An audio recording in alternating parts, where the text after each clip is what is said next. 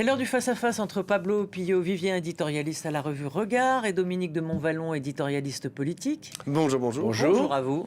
Bonjour. Alors, il y a une inflation de candidatures, vous l'aurez remarqué, pour la présidentielle 2027 qui ressemble déjà à un embouteillage sur l'autoroute A6. Tout le monde se voit à l'Élysée. Chaque jour ou presque, un nouveau nom émerge. La France, devenue pourtant ingouvernable depuis la dissolution, suscite des vocations. La semaine dernière, François Hollande a dit se préparer. Hier, Bernard Cazeneuve s'est dit prêt. Et enfin, Manuel Valls qui réfléchit. À droite, même combat. Certains y croient vraiment, d'autres se présentent pour exister, peser, négocier pour un ministère le temps venu. C'est aussi ça, une présidentielle, à tout prix survivre d'une quelconque manière. Alors cette prolifération de candidats traduit une fragmentation profonde et qui dit quelque chose du paysage politique français, Pablo ? Alors moi je ne crois pas que qu'on puisse utiliser le terme de fragmentation. Je pense qu'il n'y a rien là que de normal. À un an de la présidentielle... Il y en a plus que d'habitude. Oh, il y en a plus que d'habitude, franchement. Vous regardez on 2002, va compter. En 2002, il y en avait pas mal, et y compris sur la ligne d'arrivée. C'est-à-dire que si vous prenez en 2002, avant les présidentielles de 2002, le nombre de candidats et de candidates de gauche qui voulaient y aller et qui n'ont pas obtenu les 500 signatures, franchement, on arrivait, Kirka, à la même chose qu'aujourd'hui. Donc, je pense que c'est pas ça le vrai sujet. Le vrai sujet, c'est que là, vous avez des gens, notamment des individus, qui se disent, tiens, je vais proposer quelque chose, je vais proposer une vision pour le pays. C'est les noms que vous avez cités. On peut rajouter, bien sûr, Marine Tondelier, François Ruffin, Clémentine Autain, genre les Insoumis, Fabien Roussel. Non, mais il y en a énormément. Et donc, ils se disent, le problème, c'est qu'ils ne sont pas tous rattachés à un parti politique, ni même aujourd'hui à une famille politique. C'est le cas de Mathieu Pigasse, on va en parler. C'est le cas, par exemple, de Mathieu Pigasse, exactement. Et donc, vous avez toutes ces personnalités qui forment une galaxie lorsqu'on les regarde de loin, on se dit, bon, bah voilà, l'addition de tout ça, on peut dire que c'est la gauche, sous ses diverses formes, sous ses diverses nuances. Le seul problème, c'est à quel moment il va y avoir une subsumation. Il peut y avoir une subsumation de toutes ces... Oui, une subsumée. Je connais c'est subsumé. C'est-à-dire, genre, subsumé, c'est la capacité de passer d'un état à un autre. C'est-à-dire, là, je pense notamment à un état pluriel, multiple et complètement divisé, à, au bout d'un moment, une force en marche qui puisse faire donner le change à l'extrême droite. Non, mais c'est tout l'enjeu. Non, mais la question, il y a dirigé par qui, et la question, c'est... Et pour faire quoi exactement ? C'est-à-dire comment est-ce qu'on additionne toutes ces propositions ? Alors c'est la démarchandisation, c'est les questions des inégalités, c'est la question de l'écologie, c'est la question de la Nouvelle-France, c'est la question de la souveraineté européenne. Vous avez tout ça, toutes ces propositions qui sont en train de fleurir sur, on va dire, le marché des candidatures présidentielles. Bon, maintenant, il va falloir trouver un moment où les gens vont se rassembler, mais sinon, juste l'arbitre de paix, le juge de paix à la fin, c'est les électeurs. Et on l'a vu en 2017 et en 2022. Les électeurs, d'abord les sondages, mais ensuite les électeurs en 2017 et en 2022, c'est le peuple de gauche qui a décidé que ce serait Jean-Luc Mélenchon, le candidat de la gauche. Et tous les autres ont été balayés. Alors, mais moi j'ai une question et je vais reposer cette même question. Cette multiplication de candidats, est-ce qu'on peut dire que c'est une richesse démocratique ou une confusion supplémentaire ? Moi j'ai employé le mot fragmentation parce que c'est vrai que il est pas choquant. Pour moi, il me choque pas. Façon pulse, comme dirait l'autre. C'est pas que ça choque ou pas, mais est-ce que ça dit quelque chose ? Je repose ma question de cet échiquier politique complètement éclaté. Il est d'un certain point de vue, quand on est super bienveillant, qu'on regarde ça de haut ou de loin, avec beaucoup de recul, il y a quelque chose de sympathique et de positif à voir surgir tant de vocations de candidats à l'élection présidentielle. Après tout, on pourrait dire la scène politique est d'ordinaire tellement effrayante, repoussante pour beaucoup, qu'on risquait d'avoir personne. On a énormément de monde. Mais je reprends, sans vous compromettre, le mot fragmentation, mais c'est à l'image d'une fragmentation absolument incroyable. dans l'histoire de la Ve République, il y avait des choses qui se dessinaient longtemps avant. Après, jusque dans la dernière ligne droite, à l'entrée de la dernière ligne droite, il y avait 2 candidats à droite, à gauche, entre lesquels il fallait choisir. Mais on ne se trouve pas devant cette sorte de sympathique, enfin pour l'instant sympathique pagaille. Hein. Mais je voudrais dire une chose à Pablo. Je suis sûr, ayant appris à le connaître, je suis sûr que derrière les lauriers, enfin derrière les mots aimables, optimistes, dynamiques qu'il prononce à propos de cette situation, il se cache quelqu'un qui, à ses yeux, peut fédérer, parce que c'est quand même le mot-clé, fédérer de façon positive. Alors qui sait qui est, oui, exactement. Mais non, mais effectivement, peut-être que mon cœur et d'abord mon vote va peut-être aller quelque part. Mais d'abord le cœur, avant le vote. Je suis d'accord. Puis souvent c'est un peu lié.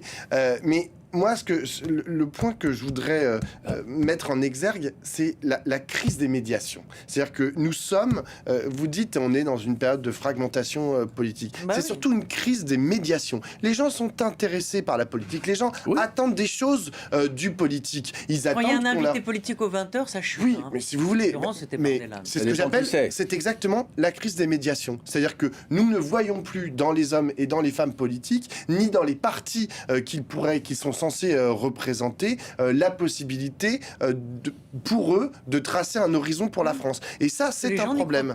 Les gens, à la fois, les gens n'y croient plus, et en même temps, les gens voudraient que. C'est-à-dire qu'il y a un paradoxe. Et donc, c'est vrai que comme vous avez une crise des médiations, c'est-à-dire que les partis aujourd'hui n'existent plus. Enfin, je veux dire, ils sont tous recroquevillés au maximum. Il y a quelques dizaines de milliers. Exactement, quelques dizaines de milliers d'adhérents. C'est quand même pas grand-chose. On a vu le vote des Républicains ou même la votation des Insoumis sur leur programme. On ne sait pas quel est leur credo non plus. Voilà. Et voilà. Non, mais c'est ça. Et donc, le problème, c'est que tant qu'il n'y aura pas eu une reconfiguration de cet espace intermédiaire entre le candidat ou la candidate à l'élection présidentielle et le peuple, tant que cet espace ne sera pas reconfiguré, je pense, autour de partis, alors il y aura la multiplication de ces candidats et de ces candidates. Pablo, d'accord. Mais je posais une question où j'émettais une interrogation à mi-voix, sans vouloir heurter qui que ce soit. Qu'est-ce qui se cache derrière votre analyse ? Je suis sûr que, Pablo, vous avez tellement... ça donnait de la solennité. Ça donnait de la solennité parce qu'on parlait de l'élection présidentielle. Mais je vais dire tu quand même, avec tout le respect, l'ami amical. Mais tu penses à quelqu'un. En fait, quelle est ta solution devant cette situation ? C'est pas de dire c'est bien, parce que... Quelle est ta solution ? Je vois qu'il y a des projets qui sont plus ou moins aboutis à gauche. Je vois que la France Insoumise et éventuellement Jean-Luc Mélenchon candidat, eux, ils ont un projet solide que les gens identifient. D'abord parce que c'est la 3e fois qu'ils pourraient se représenter, 4e fois qu'ils pourraient se représenter. Donc il y en aura une 5e. Il y en aura peut-être une 5e. Et je vois que les autres espaces, c'est beaucoup plus flou. Aujourd'hui, le Parti socialiste essaye de se constituer un programme, un projet.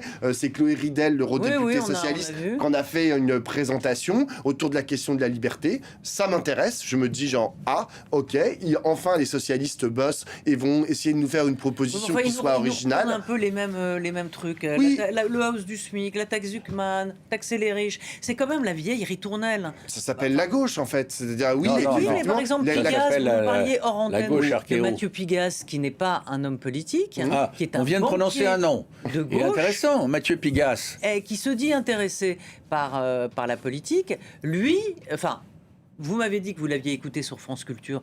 Je ne l'ai pas écouté, mais je vais le faire. Vous dites qu'il est intéressant parce que il donne des pistes. Exactement. J'avoue que j'ai été assez étonné par le discours de Mathieu Pigasse. Je ne m'attendais pas à ce qu'il ait un discours aussi consistant politiquement. Souvent, lorsqu'on a des gens qui viennent de l'extérieur de la politique et qui se disent tiens, ça me gratte, je vais peut-être me présenter à la présidentielle parce que je suis riche, je suis connu ou je ne sais quoi. Le discours est souvent très faible. Là, il a un discours très structuré autour de deux axes. Le premier, c'est la question des inégalités. Il dit que c'est insupportable les inégalités dans lesquelles on se trouve, la concentration des richesses. Il a raison, mais tout à fait, il rejoint tout à fait ce que dit Piketty. Et la deuxième, et c'est là que je me suis dit, c'est quand même, il est quand même costaud ce Mathieu Pigasse, c'est sur la question de la dette, des restructurations des dettes, et il se pose comme étant un homme capable de comprendre ces restructurations de dettes parce que précisément, il était un banquier et un banquier spécialisé dans la restructuration des dettes, notamment la dette argentine, la dette grecque, et aussi il a travaillé sur la dette française. Et à ce titre-là, je me dis, peut-être que pour les sociodémocrates, je sais qu'il est en discussion parfois avec Faure et compagnie, il était à une rencontre le week-end dernier, il était à une rencontre en Bretagne avec tout le Gotha socialiste, je me dis, tiens, est-ce que ça pourrait pas être lui, le débouché naturel ou pas d'ailleurs, ou un peu forcé, du camp socialiste, social-démocrate? Alors Dominique, ça, Pigasse, ce serait typiquement sur le créneau un peu de François Hollande. Un peu plus à gauche que lui, alors, mais quand je veux dire, j'aime bien que le nom ait été prononcé parce qu'il affleurait depuis un moment, etc. Je salue au passage l'éloge d'un banquier, mais de gauche, par Pablo, parce que ça, c'est complètement nouveau par rapport aux discussions qu'on a habituellement. Autrement dit, l'habit ne fait pas le moine. Ça peut être l'homme de la situation. Alors, s'agissant de Mathieu Pigasse... Vous disiez tout à l'heure à Pablo qui est ton homme ou ta femme. Oui. Mais vous pouvez aussi répondre à la question qui vous séduit aujourd'hui. Oui, c'est vrai. Est-ce qu'il me séduit, lui? Est-ce qu'il y a quelqu'un qui vous séduit? Non, moi, pour l'instant, je trouve un paysage divers, chaotique, avec des lueurs positives, etc. Mais il n'y a pas de décantation qui s'est encore produit. Je voulais dire un mot sur Mathieu Pigasse, puisqu'au fond, ce sera presque l'homme de notre émission de ce jour. Moi, je souhaiterais que Mathieu Pigasse, pourquoi pas, se fasse connaître des Français. C'est très bien qu'il s'adresse aux socialistes, enfin à tous ceux qui virtuellement composent la gauche diverse, mais il faut qu'il se fasse connaître des Français. 2, j'aimerais, parce que le peu qu'il a laissé transparaître, de mon point de vue, m'inquiète. Il a une espèce de raideur, comme s'il savait tout sur tout ce qu'il fallait faire. Enfin, ça manque de on veut pas de Hollande, on veut pas un remake de Hollande. Enfin, peut-être, on l'aura, mais en tout cas, c'est pas ce qui enthousiasme aujourd'hui les Français. Mais il faut qu'il y ait quand même un président. On va aller au bout. Un président, c'est un homme qui fédère, c'est un homme qui donne un cap, c'est un homme qui rassure aussi. Surtout et dans de ce point de vue-là, bon, je voudrais le connaître. Et quand je dis ça, ça n'a aucun intérêt parce que c'est moi. Et des tas de gens se disent, mais Pigasse. Oui, alors dans le petit milieu, d'accord, parisien, banquier, politique et l'essai. Bon, Pigasse, qui est-il? Que veut-il exactement? Mais Dominique, on en est encore au stade d'affirmation des identités politiques et de construction de ces identités politiques. Donc là, chacun avance en disant, par exemple, je prends François Ruffin qui était en meeting ce week-end à Lyon, meeting en extérieur, là, et lui, il dit, moi, je suis le candidat des professions de première ligne, des travailleurs et des travailleuses nécessaires. Jean-Luc Mélenchon, il dit, moi, je suis le candidat de la rupture. Mathieu Pigasse, il dit, moi, je suis le candidat qui va résoudre le problème de la dette et des inégalités d'un même coup. Vous allez le présenter comme un social-démocrate. Non, mais ce que je veux dire, c'est que ces différents candidats qui se présentent avec des identités très fortes. La question que je posais tout à l'heure et qui, à mon avis, va être clé, surtout avec le risque du Rassemblement national à l'horizon 2027, ça va être à quel moment ils vont réussir à trouver... Indépendamment du Rassemblement national, il faut que se dégage quelqu'un par sondage, par vote, par je ne sais quoi. Exactement. C'est la même chose pour la droite et qui, le moment venu, soit à même d'être reconnu comme un fédérateur. Pablo ou Dominique, parlons un peu de la droite, parce que là aussi, ça va être la foire d'empoigne, mais on a l'impression quand même qu'il y en a qui sont un peu plus malins que les autres. Je m'explique. C'est-à-dire que pour l'instant, Retailleau, il y va avec... il s'est fait désigner candidat par son parti, évidemment. Il en est à la tête, puisqu'il est président des Républicains. Mais on voit bien qu'un Édouard Philippe, que les autres, pour l'instant, attendent patiemment. Est-ce qu'en quelque sorte, ils vont laisser Retailleau dérouler son programme un peu droite dure, avec un peu à la Fillon, les 500 000... Est-ce qu'on va revoir les 500 000 fonctionnaires qu'il faut supprimer, etc. Et puis après, derrière, va arriver un Édouard Philippe en mettant un peu de soupline dans le programme, en disant moi, c'est plus, c'est plus fédérateur. Est-ce qu'il y a non, on n'en est pas encore. Non, mais je vous entends avec intérêt. Je vous écoute avec intérêt.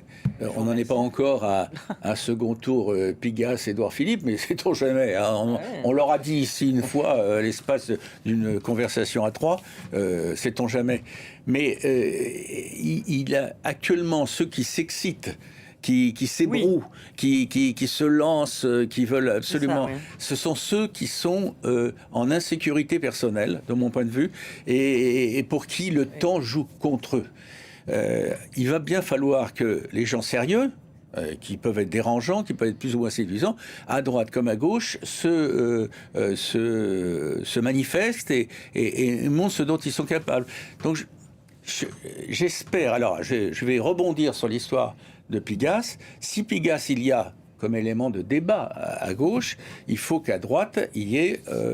un débat aussi, mais autour de qui? Là, vous avez cité Édouard Philippe. Édouard Philippe. Il va y en avoir d'autres. Hein. Non, mais il y en a d'autres aussi. Mais Édouard Philippe, il faut qu'il ait de la consistance et il faut qu'il surprenne. Oui. Pablo, là-dessus. Moi, sur la droite... Il a raison sur l'insécurité, je trouve. Que certains y vont par insécurité. Oui, ça, c'est toujours les explications par les personnes, par les égos, par les envies en se rasant le matin, etc. Moi, je pense que lorsqu'on regarde les dynamiques à l'œuvre, c'est beaucoup plus compliqué pour la droite que pour la gauche, parce que la gauche, en fait, bon an, mal an, elle est toujours constituée autour d'un peuple, autour de gens, en fait, qui se retrouvent plus ou moins avec les mêmes valeurs, même s'il y a des tentatives de clivage à l'intérieur d'elle. De l'autre côté, lorsqu'on regarde la droite, le problème, c'est l'extrême droite. C'est-à-dire que j'en vois Retailleau, excusez-moi, mais à part être une nuance du Rassemblement national, je ne vois pas tellement ce qu'il a de novateur à proposer. La question de savoir... plus compliqué que ça. La question de savoir, après, Édouard Philippe, s'il se trouve en concurrence avec Bruno Retailleau, ça voudrait dire qu'il se retrouve en concurrence dans son espace avec quelqu'un qui est une nuance de l'extrême droite. Mais donc, non, tout ça, à mon avis, pose le jour énormément venu, il de n'y aura problèmes. pas une concurrence entre Édouard Philippe et Bruno Retailleau. C'est tellement évident que je vous le dis catégoriquement. Allez, c'est terminé. Merci, c'était passionnant. Merci à tous. On se retrouve demain pour Politique et nos invités. À très vite.